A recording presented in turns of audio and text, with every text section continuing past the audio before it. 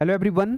तो AKTU BTech mechanical second year sem 4 वाले जो बालक बालिकाएं हैं, कैसे हैं आप सभी लोग। उम्मीद करता हूं कि आप सभी अच्छे होंगे और आपका जो इवन सेम है, फोर्थ सेम की तैयारी आप लोग स्टार्ट कर चुके होंगे। स्टार्ट नहीं करिए तो एज सुन एज पॉसिबल आप लोग फोर्थ सेम की तैयारी स्टार्ट कर दीजिए, क्योंकि आप सभी जानते हैं कि AKTU के अंदर जो इवन सेम होता है उसका ड्यूरेशन कम होता है as compare to odd sem, क्योंकि अभी आपका फेब चल रहा है, फेब, मार्च और अप्रैल।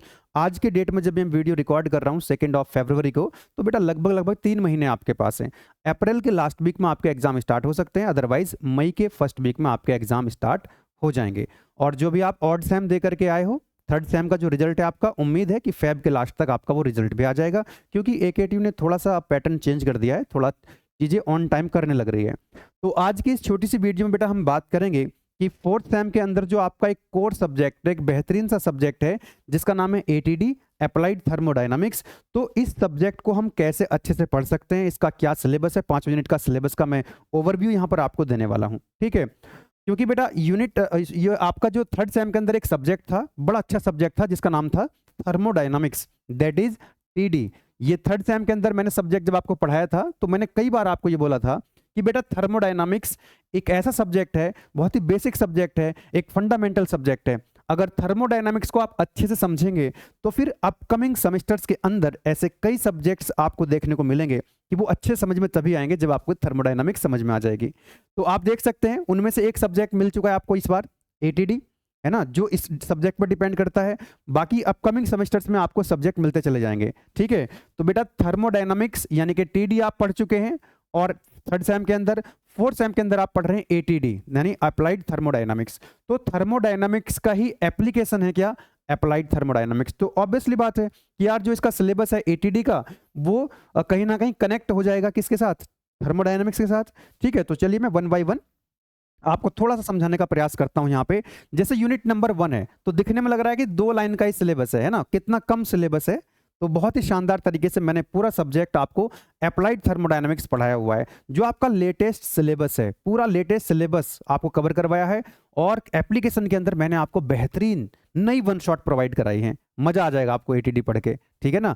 और जहां जहां पर आपको लगेगा कि यार इस यूनिट के अंदर तो थर्मोडायनामिक्स की रिक्वायरमेंट है, तो वो भी मैं आपको भी गाइड करने वाला हूं कि कौन सी यूनिट में कुछ बेसिक कॉन्सेप्ट पढ़ने की जरूरत पड़ेगी आपको थर्मोडायनामिक्स की, और थर्मोडायनामिक्स का वो कंटेंट जिसकी रिक्वायरमेंट है अप्लाइड थर्मोडायनामिक्स के अंदर, वो ही मैंने आपको कोर्स के अंदर प्रोवाइड करा दिया है, ठीक है। तो बेटा यूनिट नंबर 1 के अंदर क्या पढ़ने वाले हैं आप लोग कि एयर स्टैंडर्ड साइकिल के बारे में पढ़ेंगे। यहाँ पे आप जैसे ऑटो साइकिल के बारे में पढ़ेंगे, डीजल साइकिल के बारे में पढ़ेंगे, और डुअल साइकिल के बारे में पढ़ेंगे, है ना। इनका PV डायग्राम, तीनों का PV डायग्राम बनाएंगे, तीनों का TS डायग्राम बनाएंगे, pressure versus volume, temperature versus entropy. कुछ स्टूडेंट्स तो मुझे लगता है कि ऑलरेडी यूनिट 1 कंप्लीट भी कर चुके होंगे अब तक, ठीक है, जैसा कि आप लोग कमेंट में बताते हो। दूसरा कि ऑटो, डीजल और डुअल साइकिल को हम कंपेयर करेंगे, है ना, इनको हम कंपेयर करेंगे, उनका एनालिसिस करेंगे। एक और टॉपिक है यूनिट नंबर 1 के अंदर, turbo charger and super charger. एक लेक्चर मैंने इसका भी लिया हुआ है, तो बहुत ही शानदार टॉपिक है। एक चीज मैं यहां पर आपको बता दूं बेटा कि यहां पर क्योंकि आप बात करेंगे ऑटो साइकिल, डीजल साइकिल, यानी कि इसमें तो IC इंजन की बात हो रही है। हालांकि थर्ड ईयर में जाकर के एक IC इंजन अलग सब्जेक्ट होता है, इंटरनल कंबशन इंजन, उसको आप लोग पढ़ेंगे डिटेल में। लेकिन इसमें भी आपको क्या करना है कि आपको बेसिक आइडिया होना चाहिए कि भाई इंजन क्या होता है, इंजन के कौन कौन से कंपोनेंट्स होते हैं, है ना, 2 स्ट्रोक इंजन, 4 स्ट्रोक इंजन। थोड़ा सा बेसिक आइडिया अगर आपको रहेगा तो आप लोग इसको इजीली समझ पाएंगे। आपको याद होगा कि fundamentals of mechanical engineering first year के अंदर आप लोगों ने एक यूनिट पढ़ी थी, यूनिट नंबर 2, बहुत छोटी सी यूनिट थी, उसके अंदर IC इंजन था और इलेक्ट्रिक व्हीकल था। तो उसमें मैंने एक 1 शॉट बनाया हुआ था, उसका मैंने यहाँ पर आपको एप्लीकेशन में प्रोवाइड भी करा दिया है। जैसे आप एप्लीकेशन के अंदर जाते हैं, जिन्होंने ये कॉम्बो पैक लिया हुआ है या ATD का कोई सब्जेक्ट अलग से भी लिया हुआ है, इंडिविजुअली भी ले सकते हैं आप, एप्लीकेशन के अंदर कॉम्बो भी ले सकते हैं। तो यहाँ पर आप जाएंगे, इसके ये आपका सब्जेक्ट है अप्लाइड थर्मोडायनामिक्स। तो बेटा यूनिट नंबर 1 की जो मैं बात कर रहा हूँ आपको कि IC इंजन का आपको बेसिक आइडिया होना चाहिए। तो जैसे आप यहाँ पे जाएंगे तो देखो यहाँ पर मैंने एक यूनिट डाल दी है कि थर्मोडायनामिक्स की जो यूनिट नंबर 1 है, क्रैश कोर्स डाल रखा है, यानी कि 1 शॉट डाल रखी है। तो ये 1 घंटा 49 मिनट की है, आप 1 घंटे की देख लेना इसको स्टार्टिंग में, तो आपके जो बेसिक्स हैं IC इंजन के वो क्लियर हो जाएंगे। फिर आपको जो ATD की यूनिट नंबर 1 है, बहुत मजे से समझ में आएगी, मतलब आधा तो रिवीजन आपका वहीं पे हो जाएगा। तो इसको आप देख लेंगे एक बार, तो आपका जो रिकॉल हो जाएगा पूरे का पूरा। दूसरी चीज ये है, अब आते हैं हम यूनिट नंबर 2 पे, है ना। ये तो यूनिट नंबर 1 की बात होगी, कैसे पढ़ना है आपको कि आपको एक 1 शॉट देख लेना है एफएमई का, जो मैंने इसी कोर्स के अंदर आपको दे दिया है।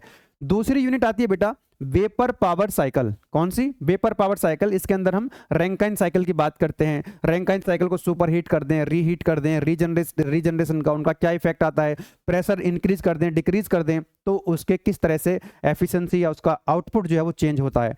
तो ये बहुत ही शानदार तरीके से बहुत बढ़िया टॉपिक है ना, बहुत बढ़िया टॉपिक है।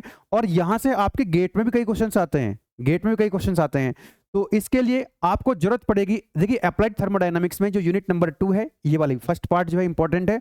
और बाकी और भी जो यूनिट्स हैं वहां पर आपको स्टीम टेबल और मोलियर डायग्राम की जरूरत पड़ेगी।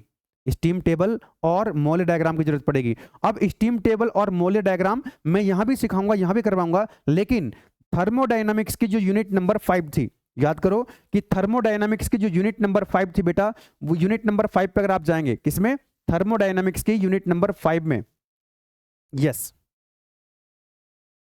हाँ जी, यहां पर आप देखेंगे कि थर्मोडायनामिक्स की जो यूनिट नंबर 5 थी, यहां पर मैंने इंपोर्ट कर दी है।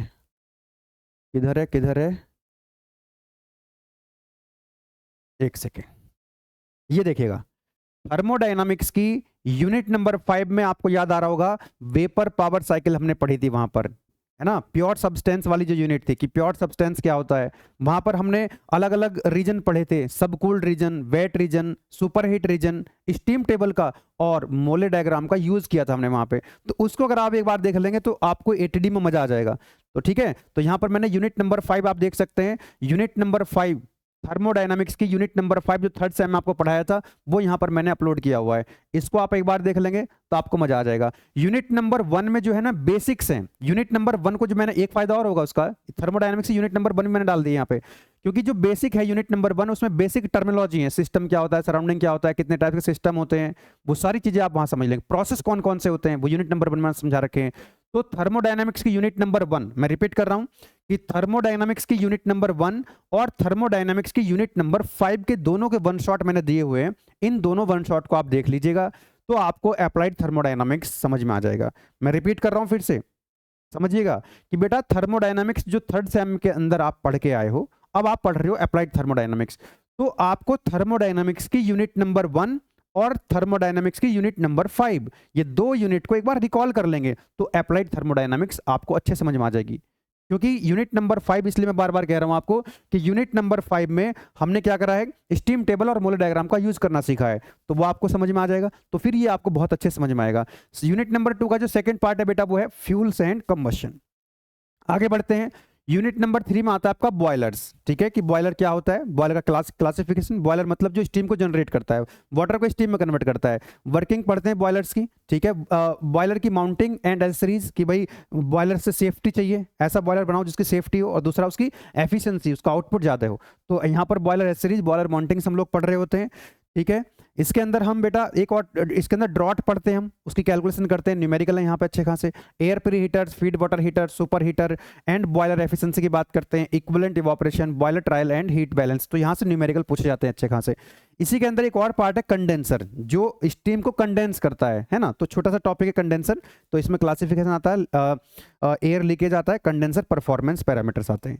नेक्स्ट जो बेटा यूनिट नंबर 4 आती है, इसके अंदर हम पढ़ेंगे स्टीम एंड गैस नोजल के बारे में। दो टाइप की स्टीम पढ़नी है, steam nozzle and gas nozzle. देखो जब यहां पर आप स्टीम नोजल पढ़ेंगे तो यहां फिर से स्टीम टेबल का यूज होगा, फिर से स्टीम टेबल का यूज होगा। और स्टीम टेबल का और मोलर डायग्राम का यूज कहां पे सिखाया मैंने, थर्मोडायनामिक्स की यूनिट नंबर 5। मैं तभी तो बोलता था बार बार आपको कि थर्मोडायनामिक्स को जितना अच्छे से पढ़ लोगे बाकी सब्जेक्ट आपके लिए आसान हो जाएंगे।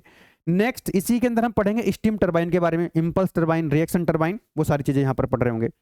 नेक्स्ट जो लास्ट यूनिट आती है आपकी, दैट इज गैस टरबाइन, है ना। यहां पर गैस टरबाइन के बारे में पढ़ेंगे और जेट प्रपल्सन के बारे में पढ़ेंगे। तो ये पूरा सिलेबस मैंने आपको दिखा दिया है एकेटीयू का, और यहां पर एटीडी की 5 यूनिट आपको अच्छे समझ में आ जाएंगी। बस थर्मोडायनामिक्स की आपको रिकॉल करनी है, रिवीजन करना है, यूनिट नंबर 1 और यूनिट नंबर 5, और वो इसी कोर्स के अंदर मैंने प्रोवाइड भी करा दिए, मैंने एप्लीकेशन के अंदर आपको दिखा दिया है। यहाँ पे जो भी बेसिक रिक्वायरमेंट होगी बेटा आपको सब कुछ इसके अंदर मिल जाएगा कोर्स के। तो अब लास्ट में वीडियो को एंड करने से पहले ये बता देता हूं मैं कि मैकेनिकल 4th सेम के लिए उड़ान बैच एप्लीकेशन के अंदर स्टार्ट हो चुका है। आप लोग पढ़ सकते हैं, you can learn any time from anywhere. That is the most benefit of benefit of online classes. तो इस तरह के 2 कोर्सेस हैं वहाँ पे, एक तो ये 5 सब्जेक्ट वाला कॉम्बो पैक है, दूसरा यहाँ पर 6 सब्जेक्ट वाला कॉम्बो पैक है। डिफरेंस क्या है कि देखिए मैथमेटिक्स 4 या तो आप थर्ड सेम में पढ़ चुके होंगे, थर्ड में नहीं पढ़ा होगा तो फोर्थ में पढ़ रहे होंगे। तो जो स्टूडेंट्स फोर्थ सेम के अंदर मैथमेटिक्स 4 पढ़ रहे हैं तो वो ये वाला लेंगे सब्जेक्ट, जिसका 6 सब्जेक्ट वाला कॉम्बो पैक है, इसमें इंक्लूड है मैथमेटिक्स 4। ठीक है, जिनके पास मैथमेटिक्स 4 जो ऑलरेडी पढ़ चुके हैं थर्ड सेम में, वो 5 सब्जेक्ट वाला कॉम्बो पैक लेंगे। 5 सब्जेक्ट में मैथमेटिक्स 4 नहीं चल रहा होगा आपका, तो क्या चल रहा होगा, एक इलेक्टिव सब्जेक्ट चल रहा होगा। और एप्लीकेशन के अंदर हमने इलेक्टिव सब्जेक्ट बेटा आपको, कुछ इलेक्टिव सब्जेक्ट जो हमारे पास थे वो हमने यहाँ पर फ्री ऑफ कॉस्ट आपको प्रोवाइड कराए हुए हैं। जैसे आप इसके अंदर जाते हैं, दूसरी चीज प्लेसमेंट ओरिएंटेड जो कंटेंट है वो आप सबको मिलेगा इसी के अंदर फ्री ऑफ कॉस्ट, कोई दिक्कत वाली बात नहीं है। ठीक है, यहाँ पर आप देख सकते हैं ये सारे सब्जेक्ट यहाँ पर आपको मिल जाएंगे। ठीक है, ये रहा आपका, ये सारे सब्जेक्ट आप देख पा रहे हैं यहाँ पे। अप्लाइड थर्मोडायनामिक्स है कॉम्बो के अंदर, है ना, अप्लाइड थर्मोडायनामिक्स है, इंजीनियरिंग मैकेनिक्स है, मैन्युफैक्चरिंग प्रोसेस है, Python, cyber security, technical communication, human value और इलेक्टिव सब्जेक्ट हैं। इलेक्टिव सब्जेक्ट में आपके कॉलेज में अलग अलग ब्रांच में अलग अलग चल रहा होता है सब्जेक्ट इलेक्टिव। तो मैकेनिकल में आपकी ब्रांच में क्या चल रहा होगा, या तो इसमें डिजिटल इलेक्ट्रॉनिक्स चल रहा होगा तो ये प्रोवाइड करा दिया है ना, यहाँ पर डेटा स्ट्रक्चर डीएसए है, तो कई सब्जेक्ट हैं, एनर्जी साइंस है। तो जो अगर आप में से ये सब्जेक्ट चल रहा है तो आप उसका एडवांटेज ले सकते हैं। तो आज की वीडियो में इतना ही रखते हैं।